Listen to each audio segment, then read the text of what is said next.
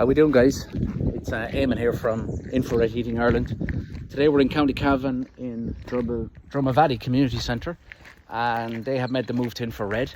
So this is the old building here behind me. It's the old school. So we were here early this morning, and the guys have just left, and we have our electricians coming soon to wire in the heaters. So I'll just bring you inside and I'll just show you how the panels look installed. Oh, excuse me, sorry.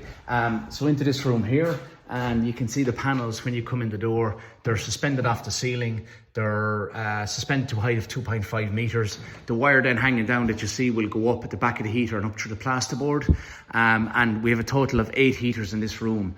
So they are suspended to improve the efficiency of the heater, and they're light and slim, and we've used our suspension cabling to get them down to that height as well. So these panels will heat within a minute to a maximum surface temperature of 90 degrees, and they will then radiate the heat into the room. So no matter where I am in the room, I can feel this lovely gentle heat, once they're turned on. And running costs then, each heater, depending on what the centre is paying for power here, will cost approximately 15-20 cents an hour to run each heater. So we've 8 heaters here. So give or take €1.50 per hour, but within half an hour the heat will get into this room very quickly because of the location and the height of the heaters.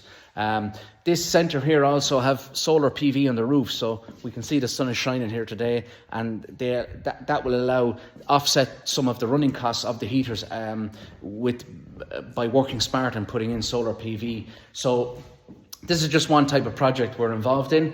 We also do domestic, commercial, offices, extensions, new builds, etc. We have a number of different panels on the range. So for more information, check out our website, infraredheat.ie.